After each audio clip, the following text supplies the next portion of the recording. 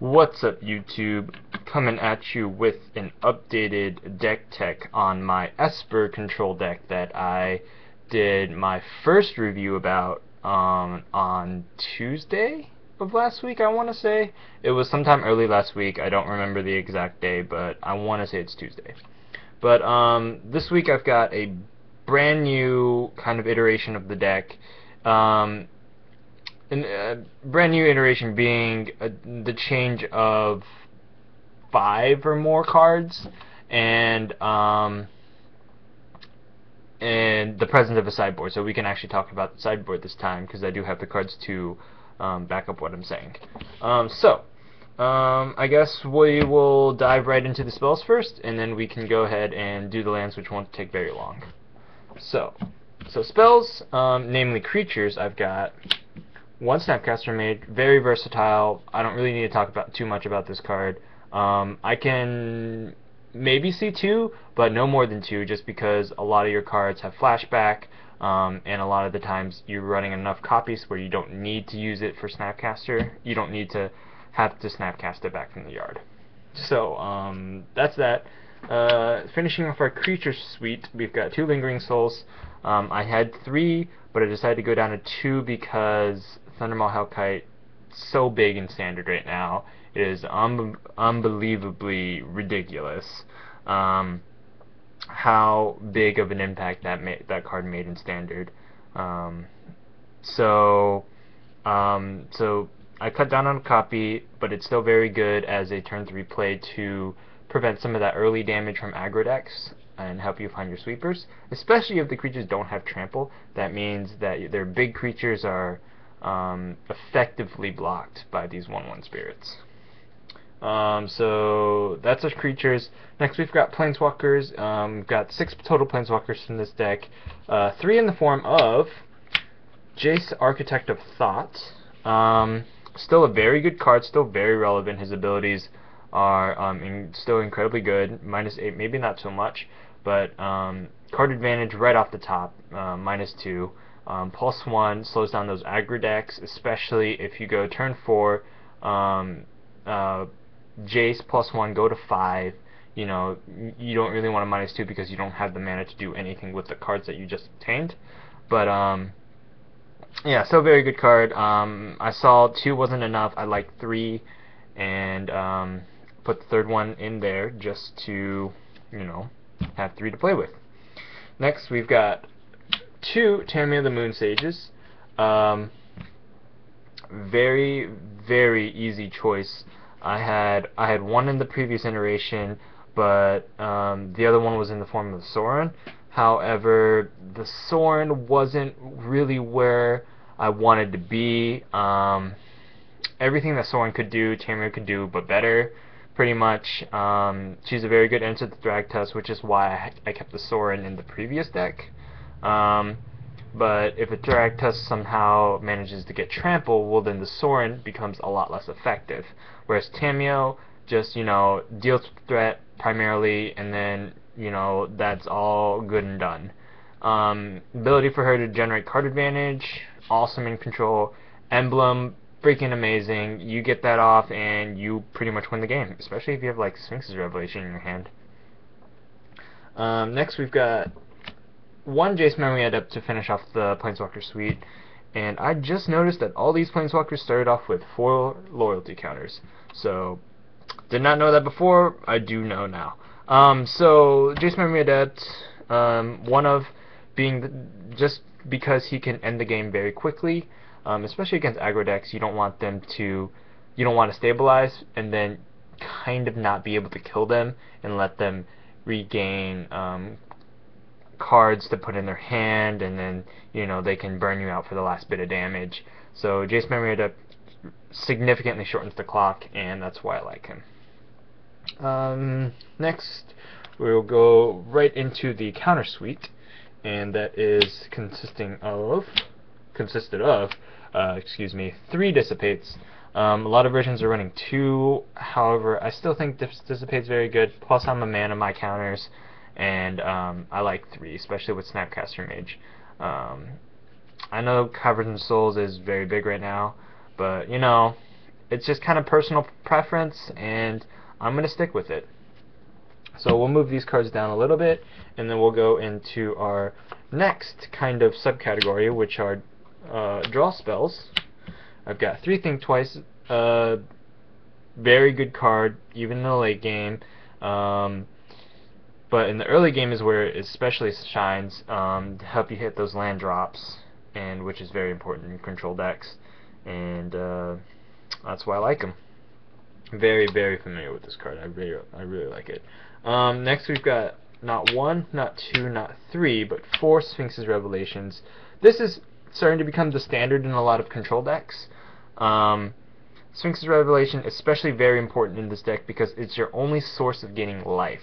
So Sorin is no longer in the deck, so you don't have life-linking dudes. So you do need to... I used to run 3, but you know, I just kind of man-upped and bought myself a 4th one before F&M last week. I figured, hey, you know, Christmas is coming just right around the corner. I can, you know, spend 20 bucks if I'll just make it back in presents or something like that. It cost me about $19 because my local game store is awesome. And so, 4 Sphinx's Revelations, absurd card. Don't really need to go too much in depth about it. And then we've got a good transition to removal. We've got a pseudo removal spell in the form of Azorius Charm. Very, very good combo with Nephalia Drownyard.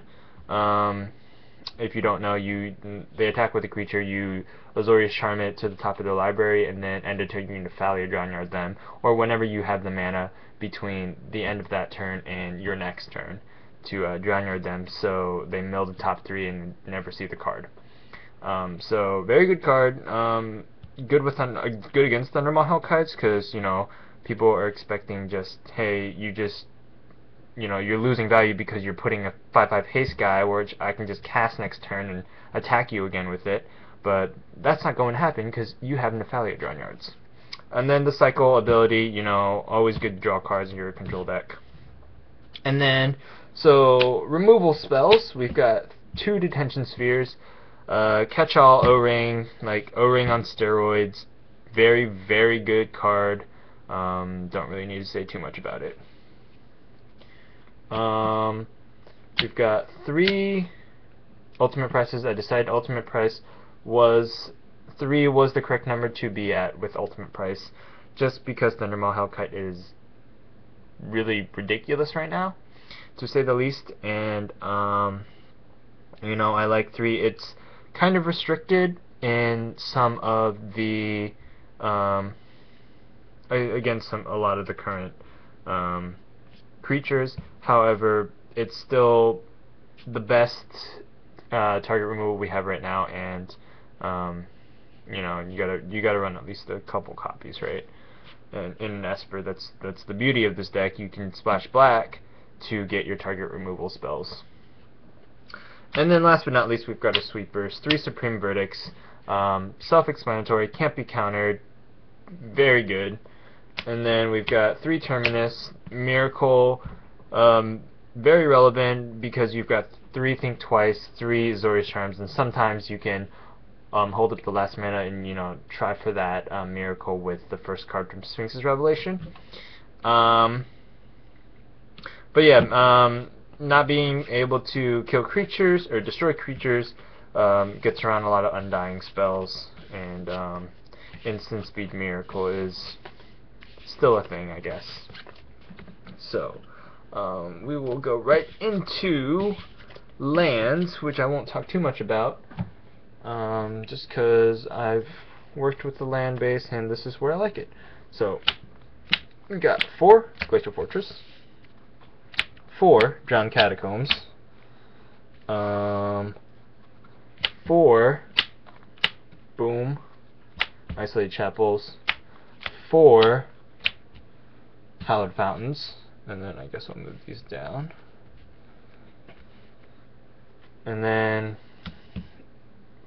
3 islands, 2 plains, 1 swamp, 2 Evolving Wilds. So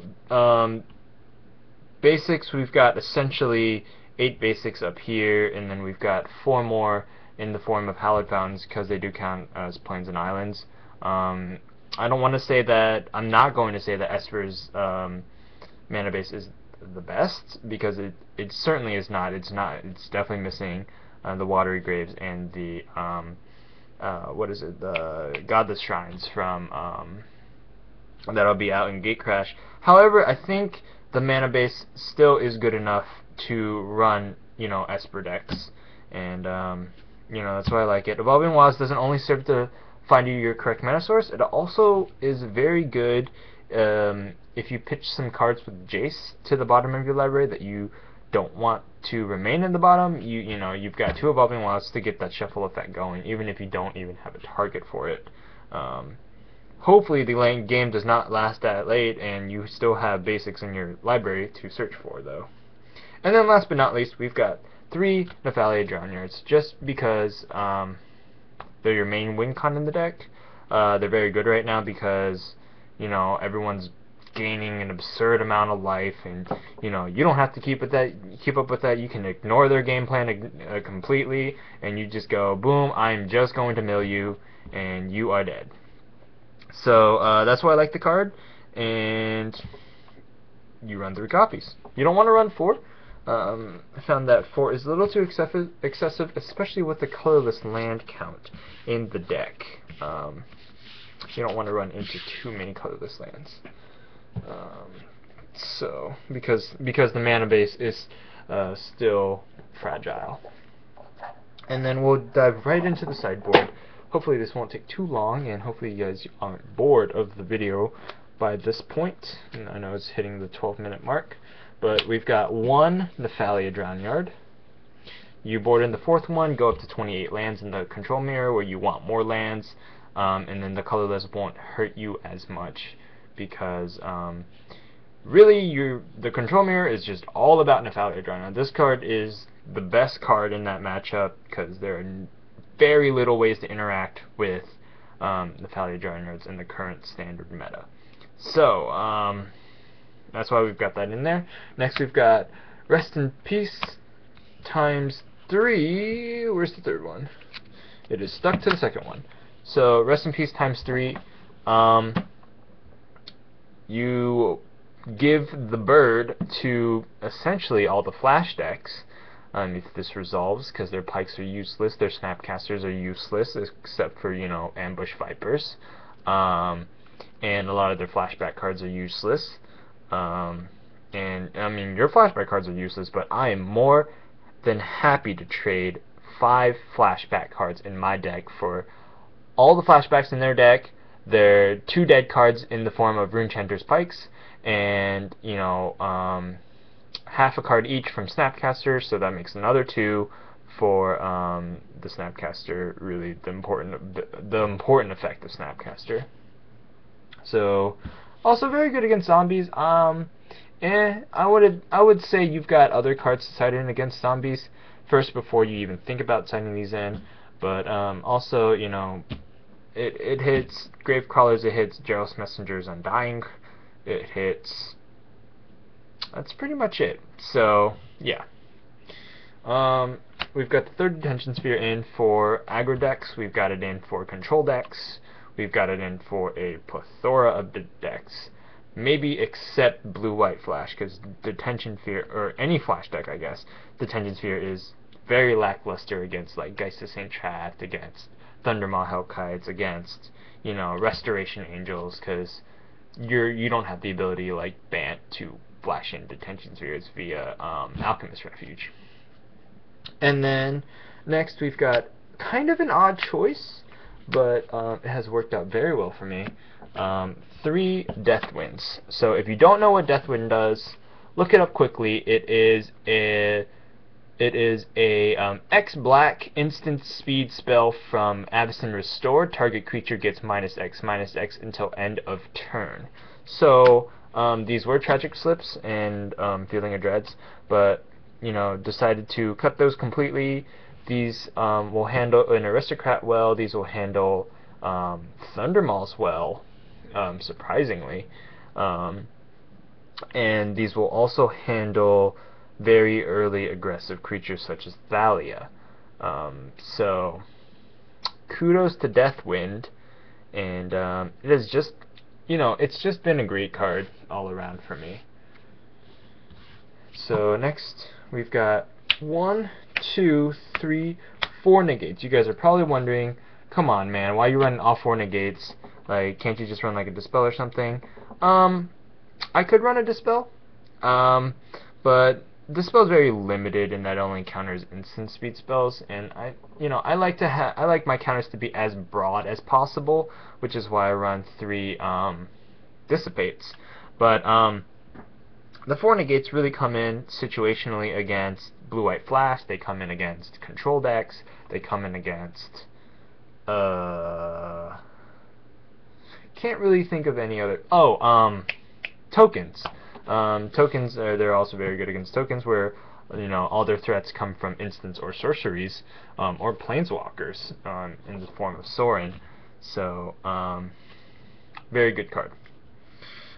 We've got 3 cards left. We've got 1 Psychic Spiral for the Control Mirror, because all control decks are starting to play Nephalia Dryards as their main win condition. Even Bant is splashing black in the form of Overgrown Tomb to get their Nephalia Dryards online and be able to mill you. So if you can just, reset the clock on them, especially if they have a Jace. If they tap out with a Jace or tap out with a Nephalia Dryard end of turn, a lot of people don't realize that this card is an instant speed spell, and so you just go, while you're tapped out, instant speed, boom, I'll reshuffle my graveyard, and then you mill that much. And then a lot of the times they're going to be dead on the board. So, excellent card. I absolutely love it. And then, last but not least, we've got the 7th and 8th sweepers in our deck, just because this deck is very, very, very prone to early aggressive creatures. So we side in and have all 8 sweepers in the main, and it works out well. So that's my Esper deck, guys. Let me know what you guys think. I know it's been 17 minutes of me just rambling on about what I feel is important, but some of you guys may not agree. But let me know what you guys think. I like the deck so far. I think it's very solid if you want to build it. It's not as expensive as a lot of the other decks. It certainly does not require you to, spend your resources getting Thragtusk. And really the only expensive card you've got in this deck, Jace's and Sphinx's Revelation and Tamiyo's. I lied, guys. Control decks are very expensive, but if you've got the resources towards it, I would definitely recommend giving this deck a shot. And it's very fun to play, especially if you're a fan of control games, which is a lot of people don't agree. A lot of people don't like control mirrors, but I think they are absolutely the best games that you can have. I mean, maybe not the best games, but they are fun nonetheless. I am never bored with the control mirror. It really pits pits both players' minds against each other, because you have to play very carefully to eke out the advantage and get out with a win. So that's my deck, guys. Merry Christmas, Happy Holidays. Hope you guys have a great Happy New Year. So yeah, we're not dead, so that's it's already great for me. So yep, thanks for watching, guys. Rate, comment, subscribe. I will probably have more videos like this in the future. Hopefully they won't take this long. I don't even know why I talked this long, but yep, that's pretty much it. Thanks for watching, guys, and see you later.